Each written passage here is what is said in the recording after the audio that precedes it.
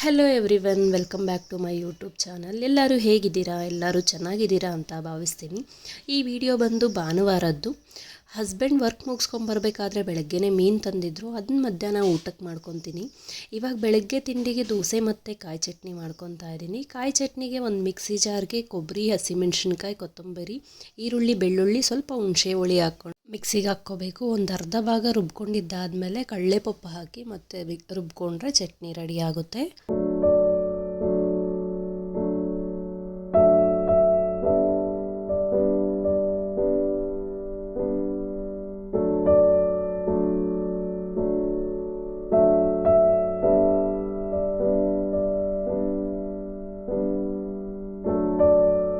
ಇಲ್ಲಿ ಅಪ್ಪುಗೆ ಅನಿಮಲ್ ಫೇಸ್ದು ದೋಸೆ ಮಾಡಿಕೊಡ್ತಾ ಇದ್ದೀನಿ. ಇನ್ನು ಅದಕ್ಕೆ ಕಣ್ಣು ಮತ್ತು ಬಾಯಿ ಇಟ್ಕೊಡು ಅಂತಿದ್ದ. ಸೊ ಚಟ್ನಿ ಪುಡಿ ಯೂಸ್ ಮಾಡಿಕೊಂಡು ಅದಕ್ಕೆ ಕಣ್ಣು ಮತ್ತು ಬಾಯಿ ಇಟ್ಕೊಡ್ತಾ ಇದ್ದೀನಿ. ತುಂಬ ಇಷ್ಟಪಟ್ಕೊಂಡು ತಿಂತಿದ್ದ. ಎಲ್ಲರೂ ತಿಂಡಿ ಎಲ್ಲ ತಿಂದಿದ್ದಾದಮೇಲೆ ಸ್ವಲ್ಪ ಬೇಗ ಮೀನು ಸಾರು ಮಾಡಿಬಿಡೋಣ ಅಂತ ಮೀನು ತೊಳಿಯಕ್ಕೆ ಬಂದೆ. ಇನ್ನು ಯಾವಾಗೇ ಆಗಲಿ ಮೀನು ಸಾರು ಮಾಡಬೇಕಾದ್ರೆ ಒಂದು 2 ಅವರ್ ಮುಂಚೆ ಮಾಡಿಟ್ಬಿಟ್ಟು ಆಮೇಲೆ ತಿಂದರೆ ತುಂಬ ರುಚಿಯಾಗಿರುತ್ತೆ. ಅವಾಗೇ ಮಾಡಿ ಅವಾಗೇ ತಿಂದರೆ ಏನು ಅಷ್ಟೊಂದು ಚೆನ್ನಾಗಿರಲ್ಲ.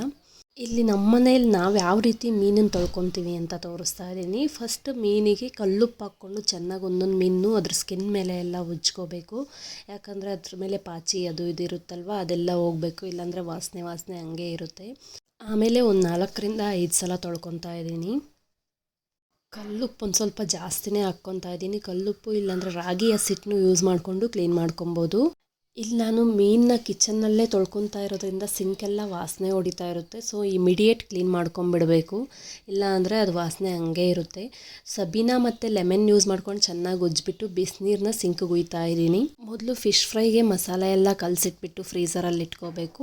ಫಿಶ್ ಫ್ರೈಗೆ 2 ಸ್ಪೂನ್ ಖಾರದ ಪುಡಿ, 1 ಸ್ಪೂನ್ ಪೆಪ್ಪರ್ ಪೌಡರ್, 1 ಸ್ಪೂನ್ ಶುಂಠಿ ಬೆಳ್ಳುಳ್ಳಿ ಪೇಸ್ಟು, ರುಚಿಗೆ ತಕ್ಕಷ್ಟು ಉಪ್ಪು, ಸ್ವಲ್ಪ ಅರಿಶಿನ, ಒಂದು 3 ನಿಂಬೆಹಣ್ಣಿನ ರಸ ಹಿಂಡ್ಕೊಂಡಿದ್ದೆ, ಅದನ್ನ ಹಾಕ್ಕೊಂಡು ಚೆನ್ನಾಗಿ ಮಿಕ್ಸ್ ಮಾಡ್ಕೋಬೇಕು. ಸ್ವಲ್ಪ ನೀರನ್ನ ಸೇರಿಸ್ಕೊಂಡು ಮಿಕ್ಸ್ ಮಾಡ್ಕೊಂಡಿದ್ದೀನಿ. ಇಲ್ಲಿ ಮಸಾಲೆನ ಮೀನಿಗೆಲ್ಲ ಚೆನ್ನಾಗಿ ಹಚ್ಕೊಂಡ್ಬಿಟ್ಟು ಒಂದು 2 ಅವರ್ ಫ್ರೀಝರಲ್ಲಿ ಇಟ್ಕೊಬೇಕು. ಆವಾಗ ಉಪ್ಪು ಖಾರ ಎಲ್ಲ ಚೆನ್ನಾಗಿ ಹಿಡಿದಿರುತ್ತೆ. ನಾನಿಲ್ಲಿ 1.5 kg ಮೀನಿಗೆ ಸಾರು ಮಾಡ್ಕೊತಾ ಇದ್ದೀನಿ. ಮಸಾಲೆ ರುಬ್ಕೊಳ್ಳೋಕ್ಕೆ 2 ಈರುಳ್ಳಿ, 1 ಬೆಳ್ಳುಳ್ಳಿ, ಸ್ವಲ್ಪ ಎಣ್ಣೆ ಹಾಕ್ಕೊಂಡು ಬ್ರೌನ್ ಕಲರ್ ಬರೋವರೆಗೆ ಫ್ರೈ ಮಾಡ್ಕೊಬೇಕು. ಅದಾದಮೇಲೆ ನಿಮ್ಗೆ ಎಷ್ಟು ಖಾರ ಬೇಕೋ ಅಷ್ಟು ಒಣಮೆಣ್ಸಿನ್ಕಾಯಿ ಹಾಕ್ಕೊಂಡು ಒಂದು 2 ನಿಮಿಷ ಫ್ರೈ ಮಾಡ್ಕೊಬೇಕು. ಇದಾದಮೇಲೆ ಸ್ಟವ್ ಆಫ್ ಮಾಡಿಬಿಟ್ಟು ಚಕ್ಕೆ, ಲವಂಗ, ಕರಿಮೆಣಸು, ಹುಣಸೆಹಣ್ಣು, ಹಸಿ ಕೊಬ್ಬರಿ, ಕೊತ್ತಂಬರಿ, ಶುಂಠಿ ಹಾಕ್ಕೊಂಡು ಅದನ್ನೆಲ್ಲ ಮಿಕ್ಸಿ ಜಾರ್ಗೆ ಹಾಕ್ಕೊತಾ ಇದ್ದೀನಿ. ಇದಾದಮೇಲೆ ಒಂದು 4 ಸ್ಪೂನ್ನಷ್ಟು ಧನಿಯಾ ಪುಡಿ ಹಾಕ್ಕೊಂಡು ಚೆನ್ನಾಗಿ ಮಿಕ್ಸಿಗೆ ಹಾಕ್ಕೊಂಡು ರುಬ್ಕೋಬೇಕು. ಸ್ವಲ್ಪ ಹುಣಸೆ ಹಣ್ಣು ಜಾಸ್ತಿನೇ ಹಾಕ್ಕೊಂಡಿರಬೇಕು, ಯಾಕಂದರೆ ಮೀನು ಸಾರು ಹುಳಿ ಇದ್ರೇ ಅದು ಚೆನ್ನಾಗಿರೋದು. ಮತ್ತು ಒಗ್ಗರಣೆಗೆ ಒಂದು ಬಾಣಲಿಯಲ್ಲಿ ಎಣ್ಣೆ, ಸಾಸಿವೆ, ಈರುಳ್ಳಿ ಮತ್ತು ಕರಿಬೇವು ಹಾಕ್ಕೊಂಡು ಫ್ರೈ ಆದಮೇಲೆ ಮಸಾಲೆ ಏನು ರುಬ್ಕೊಂಡಿರ್ತೀನೋ ಅದನ್ನ ಹಾಕಿ ನಮ್ಗೆ ನೀರು ಎಷ್ಟು ಬೇಕೋ ಅಷ್ಟು ಹಾಕ್ಕೊಬೇಕು. ಅಂದರೆ ಗಟ್ಟಿ ಬೇಕು ಅಂದರೆ ಸ್ವಲ್ಪ ಗಟ್ಟಿಯಾಗಿ, ಒಂದು ಸ್ವಲ್ಪ ತೆಳುವಾಗಬೇಕು ಅಂದರೆ ಸ್ವಲ್ಪ ನೀರು ಕಮ್ಮಿ ಹಾಕ್ಕೋಬೇಕು. ಸೊ ಇಲ್ಲಿ ಎಷ್ಟು ನೀರು ಬೇಕೋ ಅಷ್ಟು ನೀರು ಆ್ಯಡ್ ಮಾಡಿಕೊಂಡು ಮಸಾಲೆನ ಚೆನ್ನಾಗಿ ಮಿಕ್ಸ್ ಮಾಡ್ಕೊತಾ ಇದ್ದೀನಿ. ಆಮೇಲೆ ಸ್ವಲ್ಪನೇ ಉಪ್ಪು ಹಾಕ್ಕೊತಾ ಇದ್ದೀನಿ, ಯಾಕಂದರೆ ಮೀನು ತೊಳಿಬೇಕಾದ್ರೆ ಉಪ್ಪು ಹಾಕಿ ತೊಳೆದಿರ್ತೀವಲ್ವ, ಸೊ ಅದು ಮೀನಿನಲ್ಲಿ ಉಪ್ಪು ಹಂಗೆ ಇರುತ್ತೆ. ಆಮೇಲೆ ಬೇಕಾದರೆ ಚೆಕ್ ಮಾಡಿಕೊಂಡ್ರು ಇನ್ನು ಸ್ವಲ್ಪ ಉಪ್ಪು ಹಾಕ್ಕೊಂಡ್ರೆ ಆಗುತ್ತೆ. ಮಸಾಲೆ ಚೆನ್ನಾಗಿ ಕುದ್ದಿದ್ದಾದಮೇಲೆ ಮೀನು ಏನು ತೊಳೆದಿಟ್ಕೊಂಡಿರ್ತೀನಲ್ವ ಅದು ಹಾಕ್ಕೊತಾ ಇದ್ದೀನಿ. ಮೀನು ಹಾಕಿದ ತಕ್ಷಣ ಪ್ಲೇಟ್ ಕ್ಲೋಸ್ ಮಾಡ್ಕೊಂಬಿಡಬೇಕು, ಇಲ್ಲ ಅಂದರೆ ಮೀನೆಲ್ಲ ಪುಡಿ ಪುಡಿ ಆಗಿಬಿಡುತ್ತೆ. ಒಂದು 5 ನಿಮಿಷ ಬೆಂದರೆ ಸಾಕು. ಸೊ ಮೀನು ಸಾರೆಲ್ಲ ಮಾಡಿದ್ದಾಯಿತು. ಇವಾಗೆಲ್ಲ ಕಿಚನ್ ಕ್ಲೀನ್ ಮಾಡ್ಕೊತಾ ಇದ್ದೀನಿ. ಕಿಚನ್ನೆಲ್ಲ ತುಂಬಾ ಗಲೀಜಾಗಿಬಿಟ್ಟಿತ್ತು ಆವಾಗಲೇ ಈರುಳ್ಳಿ, ಬೆಳ್ಳುಳ್ಳಿ ಮತ್ತು ಕೊಬ್ಬರಿ ಎಲ್ಲ ಬಿಡಿಸ್ಕೊಬೇಕಾದ್ರೆ. ಸೊ ಇವಾಗ ಕಿಚನ್ನೆಲ್ಲ ಕ್ಲೀನ್ ಮಾಡ್ಕೊತಾ ಇದ್ದೀನಿ. ನಮ್ಮ ಮನೇಲಿ ನಾನ್ ವೆಜ್ ಮಾಡಿ ಆಲ್ಮೋಸ್ಟ್ 45 ಡೇಸ್ ಆಗಿತ್ತು. ಹೊಸ್ತೊಡ್ಕೂ ನಾವು ಊರಲ್ಲಿ ಮಾಡಿದ್ವಿ, ಇಲ್ಲಿ ಮಾಡಿರಲಿಲ್ಲ. ಊರಲ್ಲಿ ದೇವ್ರ ಪ್ರತಿಷ್ಠಾಪನೆ ಆಗಿತ್ತಲ್ವ, ಅದಕ್ಕೆ ಆಲ್ಮೋಸ್ಟ್ 48 ಡೇಸ್ ನಾನ್ ವೆಜ್ ತಿಂದಿರಲಿಲ್ಲ. ಇವಾಗ ಟೈಮ್ ಆಲ್ಮೋಸ್ಟ್ 1 o'clock ಆಗಿತ್ತು. ಮಧ್ಯಾಹ್ನ ಲಂಚ್ಗೆ ಅಂತ ಮುದ್ದೆಗೆ ಇಟ್ಬಿಟ್ಟು ಫಿಶ್ ಫ್ರೈ ಮಾಡ್ಕೊತಾ ಇದ್ದೀನಿ. ನಮ್ಮ ಮನೆಯಲ್ಲಿ ಫಿಶ್ನ ಡೀಪ್ ಫ್ರೈ ಮಾಡಲ್ಲ, ಸೊ ತವಾ ಫ್ರೈಯೇ ಮಾಡ್ಕೊತೀವಿ. ತವಾ ಮೇಲೆ ಒಂದಷ್ಟು ಎಣ್ಣೆ ಹಾಕ್ಬಿಟ್ಟು ಮಸಾಲೆ ಹಚ್ಚಿಟ್ಕೊಂಡಿರೋ ಮೀನು ಪೀಸಸ್ನ ತವಾ ಮೇಲೆ ಇಟ್ಬಿಟ್ಟು ಒಂದು ಸ್ವಲ್ಪ ಹೊತ್ತು ಫ್ರೈ ಮಾಡಿಕೊಂಡ್ರೆ ಅದು ರೆಡಿ ಆಗುತ್ತೆ. ಫಿಶ್ ಫ್ರೈ ಆಗೋಷ್ಟರಲ್ಲಿ ಈ ಕಡೆ ಮುದ್ದೆನೂ ಆಯಿತು. ಮುದ್ದೆನೂ ಬೇಯಿಸೋಕ್ಕೆ ಇಟ್ಕೊಂಡು 2 ಒಟ್ಟೊಟ್ಟಿಗೆ ಮಾಡ್ಕೊತಾ ಇದ್ದೀನಿ.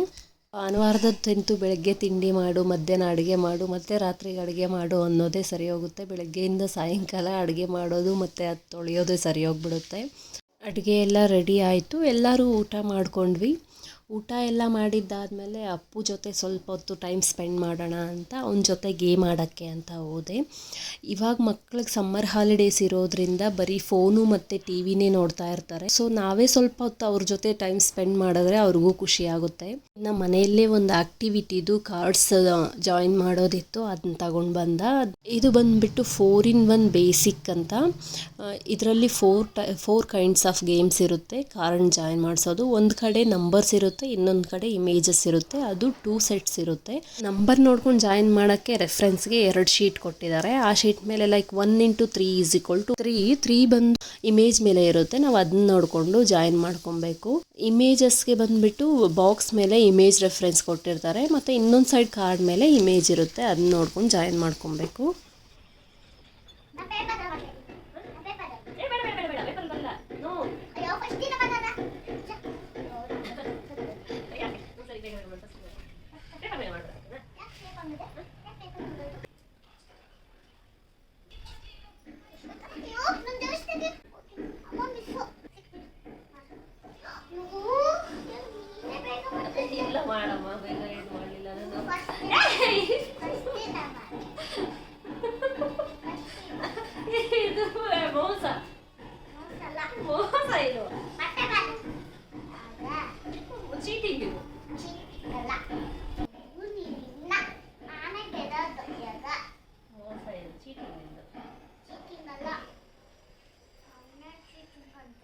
ಮತ್ತೆ ಇನ್ನೇನು ಮಾಡಿದ್ರೆ ಏನು ಚೀಟಿಂಗ್ ಮಾಡ್ತೀರಾ?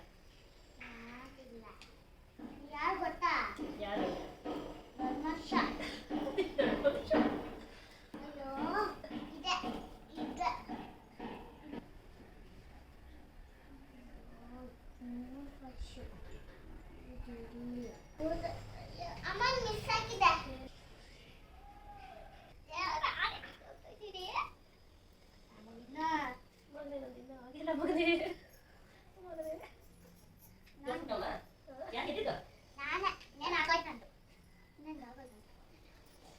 ಕಳ್ಳನ ಮಗನ ಕಿತ್ತಾಕ್ಬಿಟ್ಟು ಆಗೈತೆ ಬಂದು ಅಂದೆ. ಓ ಯಾರ ಇದ್ದೀವಿ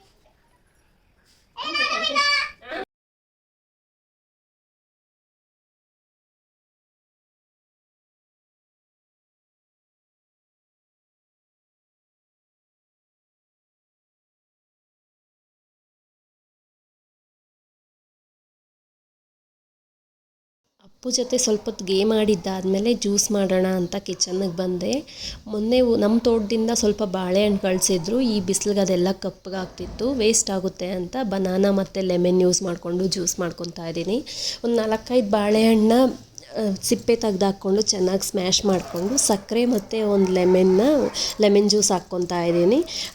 ಒಂದು ಸ್ವಲ್ಪ ಏಲಕ್ಕಿ ಪೌಡ್ರ್ ಹಾಕ್ಕೊಂಡು ನಮ್ಗೆ ಎಷ್ಟು ನೀರು ಬೇಕೋ ಅಷ್ಟು ಹಾಕ್ಕೊಂಡ್ರೆ ಜ್ಯೂಸ್ ರೆಡಿ ಆಗಿಬಿಡುತ್ತೆ. ಇನ್ನು ಬೇಸಿಗೆಯಲ್ಲಿ ಏನಾದರೂ ತಣ್ಣಗೆ ಕುಡಿಬೇಕು ಅಂತ ಅನ್ನಿಸ್ತಾನೆ ಇರುತ್ತೆ. ಈ ಜ್ಯೂಸ್ ಅಂತೂ ತುಂಬಾ ಈಸಿ ಮತ್ತು ಸಿಂಪಲ್ ಆಗಿರುತ್ತೆ. ಒಂದು ಬಾಳೆಹಣ್ಣು, ಒಂದು ನಿಂಬೆ ಹಣ್ಣಿದ್ರೆ ಸಾಕು, ಈ ಜ್ಯೂಸ್ ಮಾಡ್ಕೊಂಬಿಡ್ಬೋದು. ಈ ಸಂಡೇ ಅಂತೂ ನನಗೆ ತುಂಬ ಚೆನ್ನಾಗಿ ಹೋಯಿತು. ನಿಮ್ಗೆ ಯಾವ ರೀತಿ ಹೋಯಿತು ಅಂತ ಕಮೆಂಟ್ ಮಾಡಿ.